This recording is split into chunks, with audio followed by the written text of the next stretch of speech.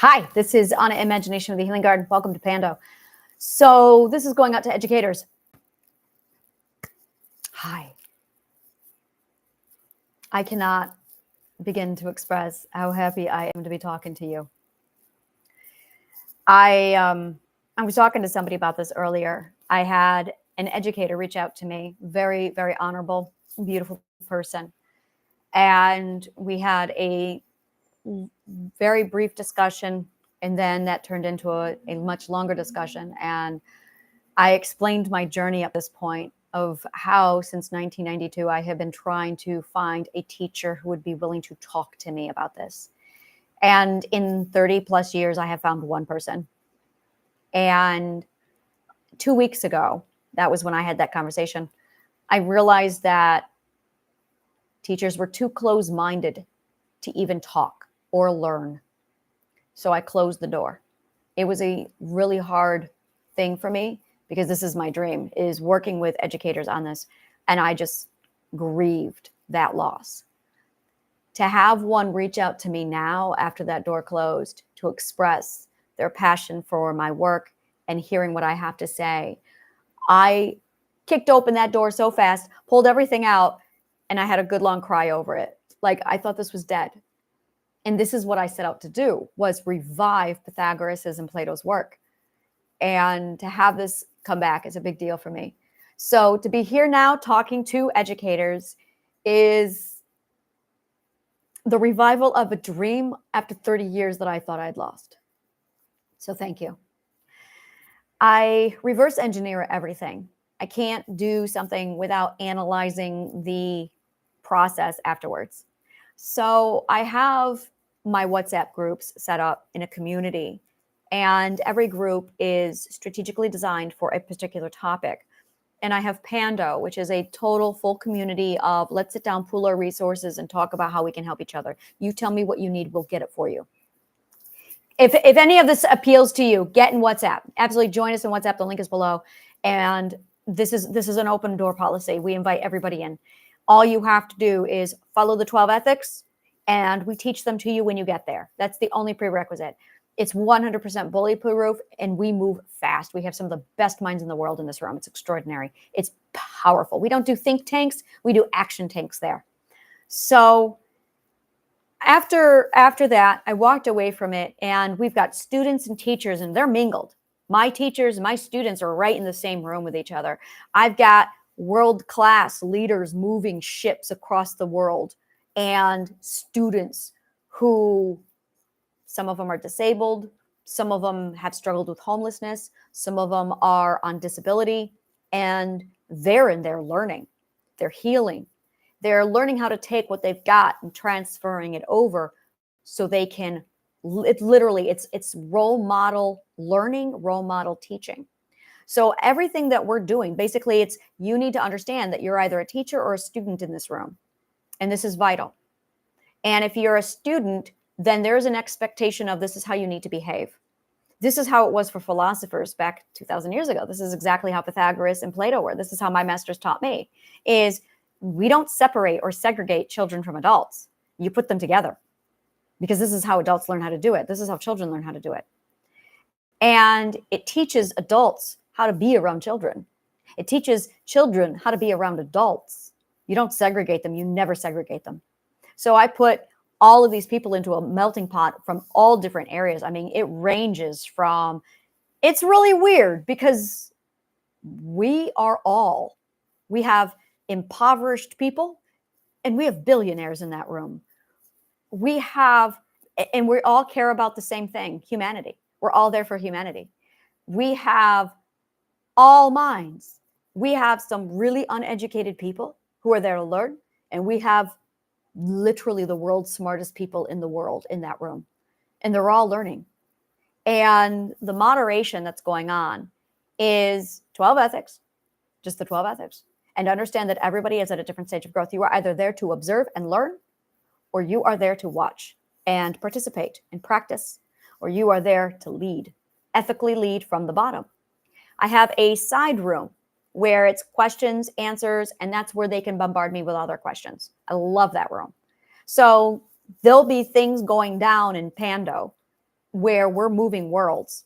And then we've got questions off to the side where people are asking, okay, well, what about this? And we're grooming those people. We're teaching them how to nourish themselves into being ethical leaders. We're showing them how it's done. And because we're all like, and it's extraordinary because our minds are, okay, how do we move these pieces in the world? And they're going, wow, they're fixing the world. And they're watching it unfold. It's extraordinary. It's extraordinary. And it's absolutely extraordinary. This is what we should have been doing. So I'm working with this one person, and this is my teaching insight, where I'm watching, and there's telling them, but I don't want to tell them. So I see the behavior, I watch, and I see how they handle it, because I want to definitely give them the space to try. And I'm watching how this person handles it, and I'm going, okay. And then she instinctively brought it over to the private group for questions and learning, and asked the question there. And she's like, could you clarify the lesson here? So I addressed the lesson, and I had this massive experience of, there's a lost art here. My teachers did it to me. And it's a completely different experience. It's standing back and observing. This is so weird. Plato did it to me. It's you as the teacher actually have to become a student. So it's you sit there and you're observing. It's observation. And this is it right here. It's observation, analysis, assessment. And then it's a time period. The time period is important. That gives them time to process, learn, and they either come to me or they don't. When they come to me, I watch to see how long it takes. And when they come to me, it's literally life school. They'll ask for a subject, like they'll point it out, and I'll walk them through the process. It's not so much walking them through the process as this is the point of truth. This is what Mother Nature says about it. And then I leave it alone. This is exactly how Plato taught me. It was never, I'm just translated, well, this is what Mother Nature says about that. This is what Mother Nature says from the point of truth. And here's the logic. Step back. And then I watch them do the calculation, and they do all the configuration. And it's complete hands-off guidance. Something else will come up, and I'll see a behavior, and I'll go, oh, that's interesting. That needs to be addressed. So then I'll take that behavior, observation, analysis, assessment, and then I'll go over and I'll come to YouTube and I'll record the video, addressing it very strategically of, okay, this is what it looks like. And then I upload the video over there. I drop it to them. And then it's a step back and just watch. And whoever needs it can take it. And it's just guided direction. It's just guided direction. Ethical guided direction. That's what this is. And it's like, no, this is exactly what it is. It's like we're a ship at sea. I'm going to use my ship metaphor. So it's like you're a ship at sea and you got your destination. You can see your heading. You can see the lighthouse. And their ship is doing this. And then their ship starts to go off here. Now, I can see it going off there. And I'm like, oh, nope, they've lost sight of the lighthouse. So I will present a video like, hey, lighthouse is over here. And then they straighten back up. And then all on their own, the ship starts heading towards the lighthouse. They might go off again. There's the calibration going off. And I give them another video and it comes right back. And they're learning how to steer their ship. I'm not doing it for them. I'm just giving them the beacon to say, here's the ethic, do the math. Completely different kind of teaching. And I'm like, wow. It's really interesting. And not everybody needs it. It's just, where's the majority going? This is, you want to know what this is, teachers? This is sociology. This is psychological behavior of societal analysis. That's what I'm doing. I am assessing mass hysteria. That's what I'm doing. I'm literally assessing how people think in groups. And I'm seeing where the group is moving from So when I look at people, those graphics, those pixelated graphics where you see the whole wave moving, but it's every pixel moving. That's how people look like to me. It's exactly how people look like to me. And I know how to drop a single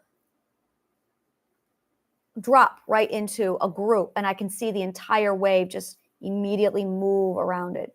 It's all physics. And then I can see how I drop something over there, and I can see them moving. I know how to drop something here, watch it escalate, so eventually they'll move over there. So can I control the group? Well, no. What I'm doing is nourishing their subconscious mind, because that's what their subconscious mind wants. I know what the subconscious mind wants. So, and they're going where Mother Nature's putting them. I'm just literally collaborating with Mother Nature because she's having them all move this direction. I'm expediting the process, but not so much expediting it, so much as I'm locating the strong ones or the ones who are further along in the process so that we can collaborate and then nourish whatever they need for their purpose with a reward system, which is precisely what they want anyway.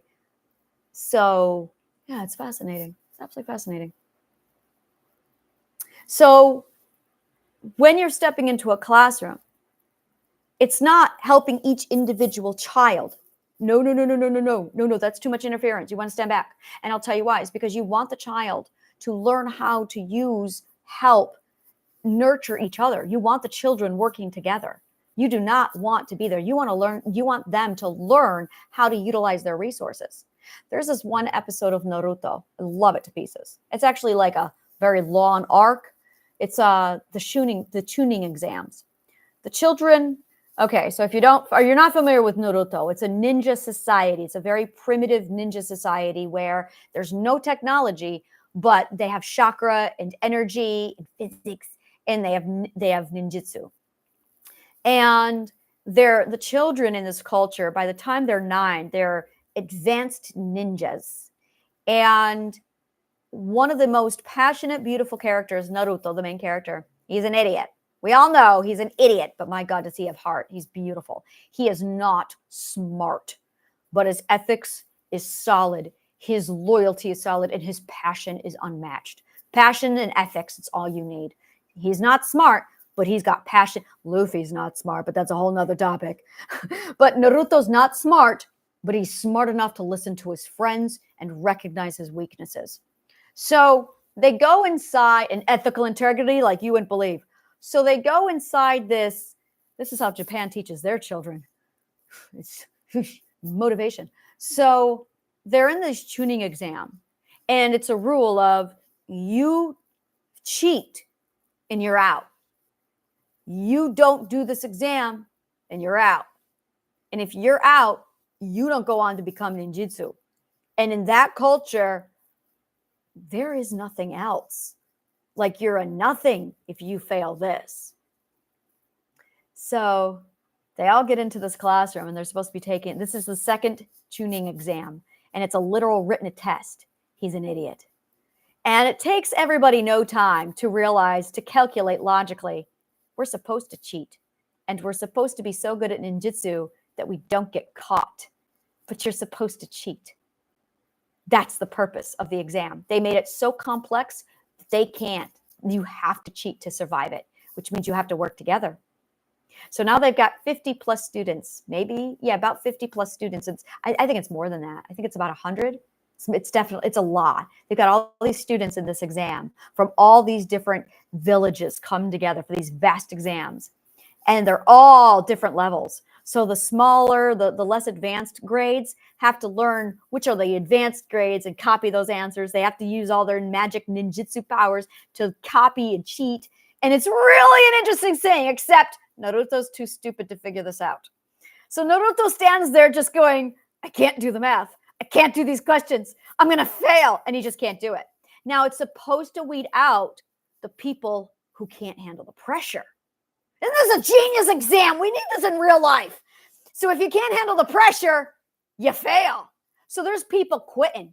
There's people going, I'm out, and they leave because they don't think they can do it, which is the test. And Naruto's just going, do I leave? And here's the thing. You're teamed up. So you have 3 people on your team, yourself and 2 others. You quit, your whole team has to walk. So if you're quitting, you're bringing your team with you. So Naruto's sitting there, do I walk? Do I walk? The other 2 team members have figured it out. And they're trying to figure out how to communicate to him, but they said, don't cheat.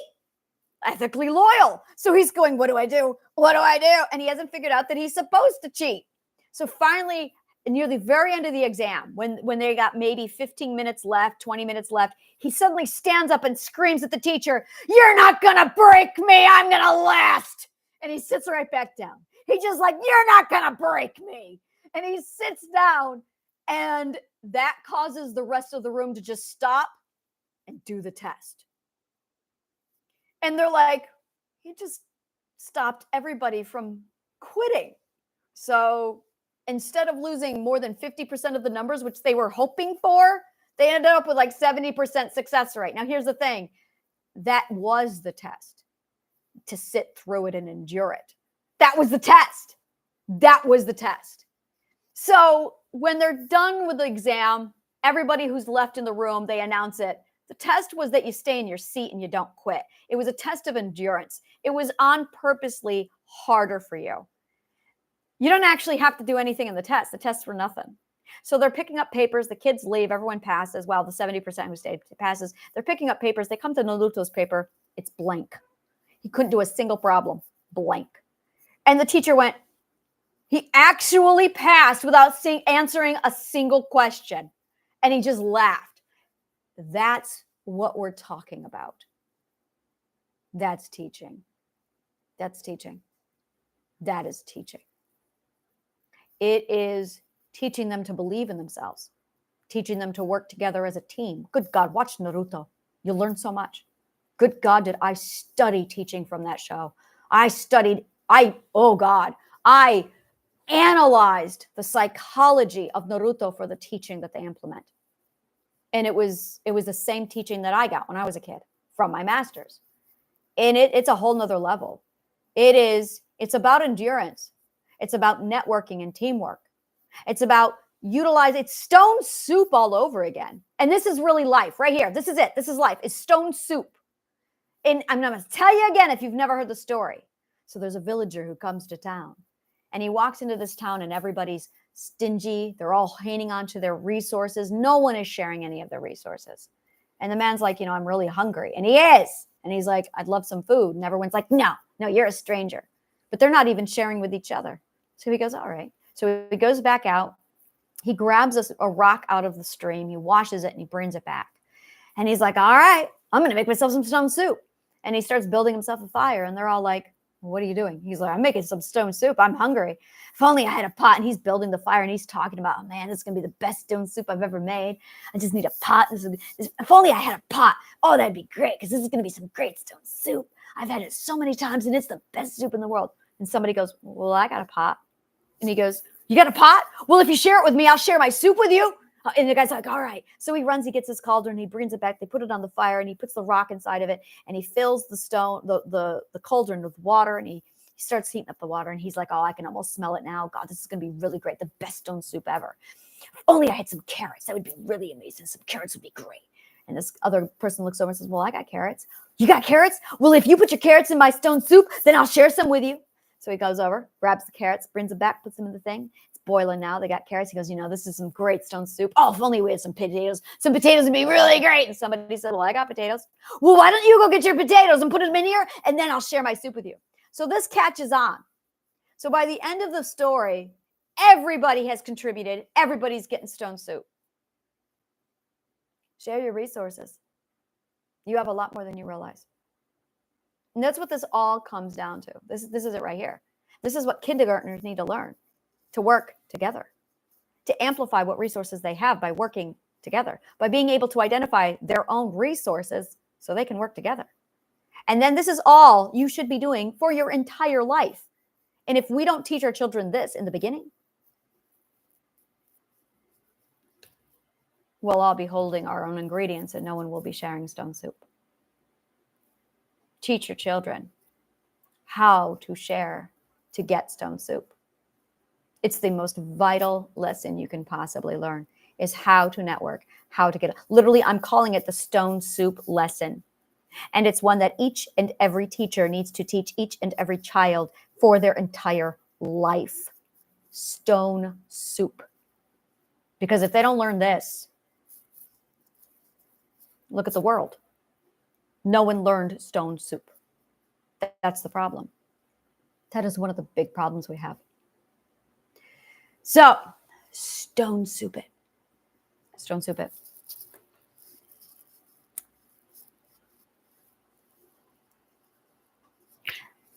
I believe that's everything that I wanted to cover in this video. As far as, and it really is that, is set the beacon and let the children move. Let them figure out how to navigate the ship. Don't sail for them. And that's it right there. Don't sail for the children. Don't do it. Set the beacon. That's what your job is. You're the beacon. Oh, good God, do they need a beacon?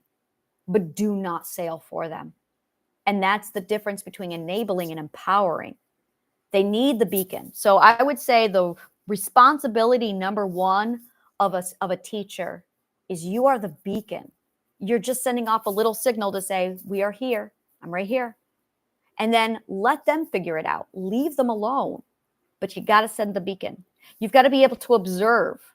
And this is it right here, is you're going to sit into the role of observation, analysis, and assessment. And this is what you should be doing with your mind when you're teaching, is watching the children move. What do they need guidance with? Where do you want them to go? I'm going to tell you right now, where you want them to go is to develop the skills they're going to need for life. I have a section in my class where that's all we're going to talk about. We're going to rip that subject apart because, yes, you want the academic disciplines, but that's a medium. That's just a tool. It's not the focus. Oh yeah, we're gonna rip this apart. I'm very, very excited because this is where we really get down into it. So thank you so much. May the kindest of words always find you.